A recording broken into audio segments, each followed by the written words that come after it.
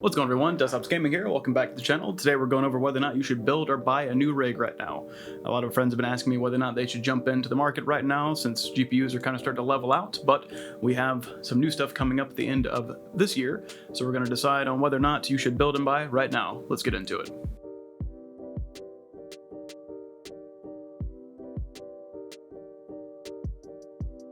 Alright guys, so this is going to be a little bit more of a talking head video, so feel free to minimize this, kind of drop it into the background if need be.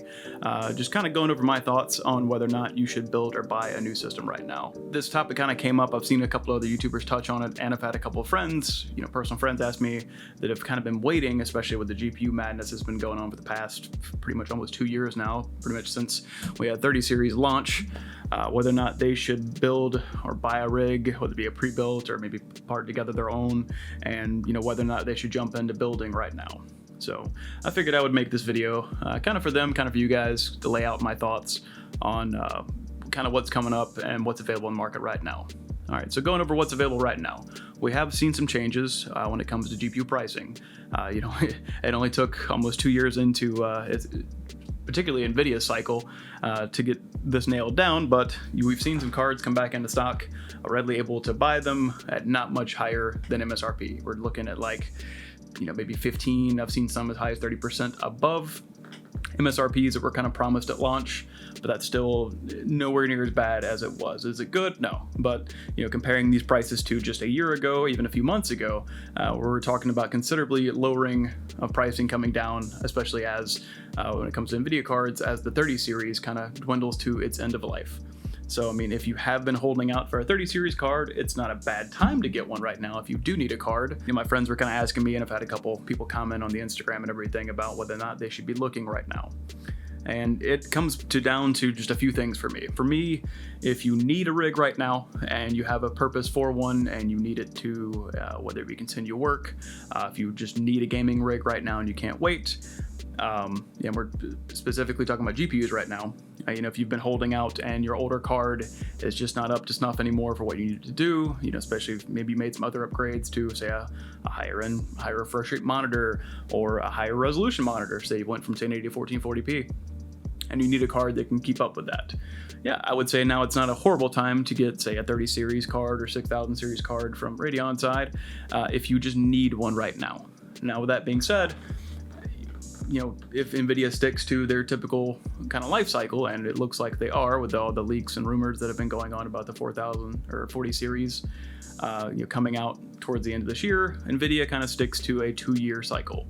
They'll launch a series, and it's crazy to think that it's been that long already since we had 30 series come out, especially since most people haven't been able to get one, or if they did, they paid a scalp price for it. As these do kind of dwindle down, yeah, they're going to be a little bit easier to buy. But like I said, now it's coming to the point where they're dropping down low enough in price to where you're not paying that much over MSRP, definitely way better than scalper prices if you're getting it from any major e-tailer or retailer. Now, the question is, should you buy? For the most part, like I said before, if it's doing what you need to do right now, I wouldn't touch it. Unless it's just hindering you from, fully utilizing your system. And this is not just to say, hey, look, I have this nice new shiny thing in my system. That's great and that's fun and all. But again, unless it's doing something you need to do differently or not doing enough, that's my point of upgrading. Kind of the same way I tell my friends, if they have a 20 series card and it's still working fine, they don't care as much about ray tracing as good as the 30 series cards can do, or don't need the extra VRAM or whatever it may be. I tell them to kind of hold out until they feel like they need to upgrade. Now, with GPUs, they're definitely easier to carry on, definitely easy to move on with. So whether you decide to upgrade what you currently have and then kind of hold on to that, and because the next thing we're going to get into is whether or not you should upgrade to new platforms, because Intel and AMD, we're going to have AM5 at the end of this year, and of course Intel drops a new CPU every 5 seconds or so. They're both coming out with some new stuff at the end of this year, so we're going to go over whether or not you should be upgrading those in a sec. But to kind of finish off on the cards, you can always carry one of those with you. I'll probably end up carrying over my 30 series 3080 into maybe another build I do, and definitely be able to test once I can get my hands on some maybe 40 series stuff, the difference. It comes to a lot of this stuff is obviously never pre-order stuff always wait to see, kind of what the reviews are.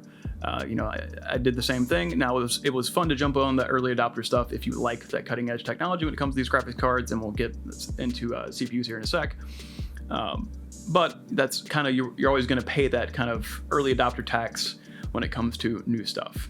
Now, when it comes to new sockets, new motherboards, new CPUs, okay, so with AMD, they're moving to AM5.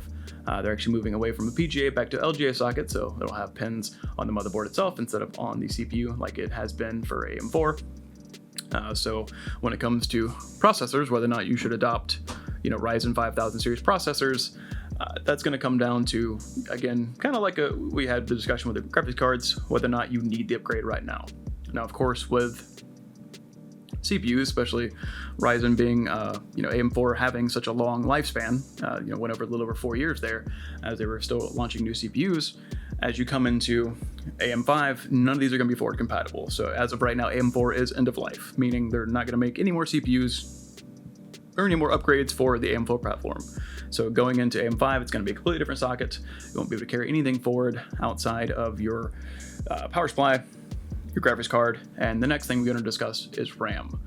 So both AM5 and, of course, current Intel and next-gen Intel are using DDR5 memory. Now, there are some DDR4 12th gen Intel boards out there. They definitely have more DDR5 boards on the market I've seen than DDR4, but that's going to be the next jump. So getting kind of globally as a whole, this next generation of stuff is probably going to have some great upgrades. As DDR5 kind of matures and catches up to the level and cheapness of DDR4 right now, I think we're going to see some major improvements, especially as, when it comes to gaming alone, as these gaming engines get used to, this fast access storage, for faster and faster storage, because both Intel and AMD are going to bring PCIe Gen 5 to their new platforms as well. So that's going to give you, as game engines can utilize it, faster and faster access to storage, where you can pretty much, instead of having to go through the CPU to load textures in the game, whatever it may be, your storage solution can talk pretty much directly to the graphics card instead of having that buffer between the CPU, which will be nice to see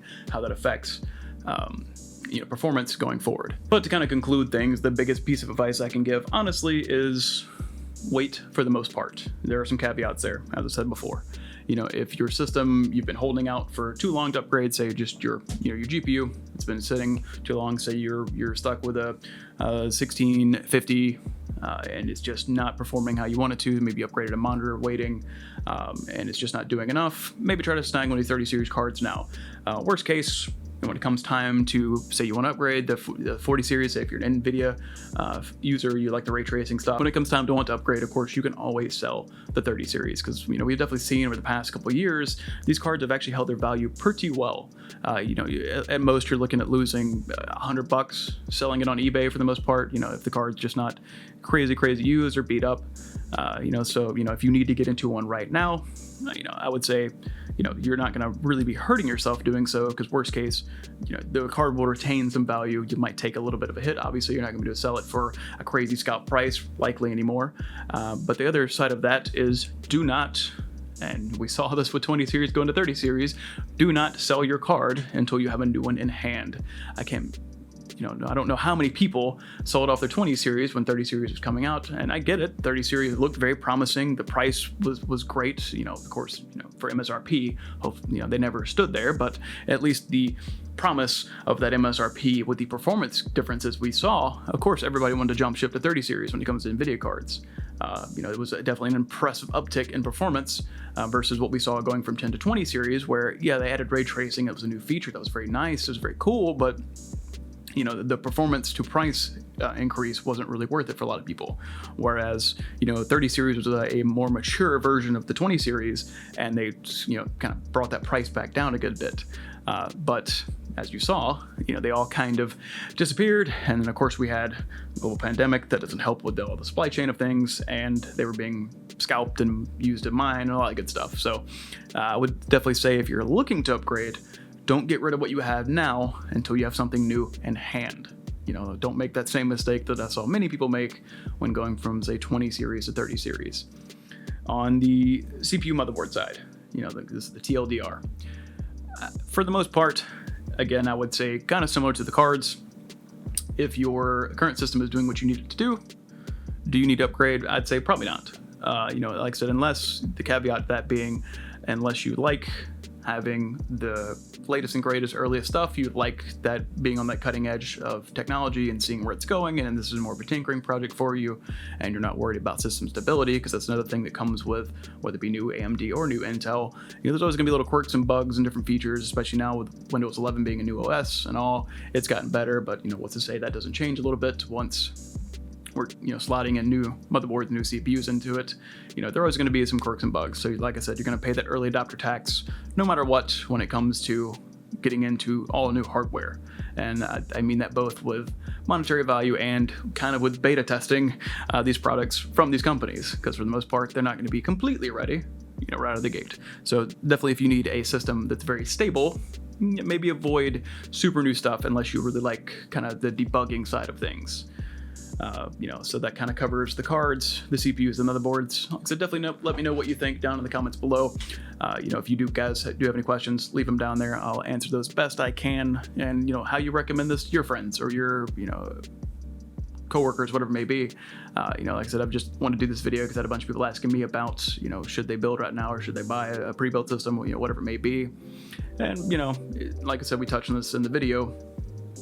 You don't want to steer them in the wrong direction, so it's a kind of a nuanced conversation you want to have with them, and that answer is going to be a little bit different for everybody. So, for the most part, I'd say, to sum it up, hold out, wait, definitely hang on to your stuff until you have newer stuff in hand, is the biggest piece of advice I can give you. And other than that, only upgrade if you really need the upgrade. But that about wraps it up, guys. Definitely check out this video right here if you want to see me and my little brother put together his new rig that he got not too long ago. It was his first time assembling his own rig. He did a really good job with that. And of course, like I said, if you have any questions, leave them down in the comments section down below. I appreciate you guys stopping by. Take it easy. Check out that video.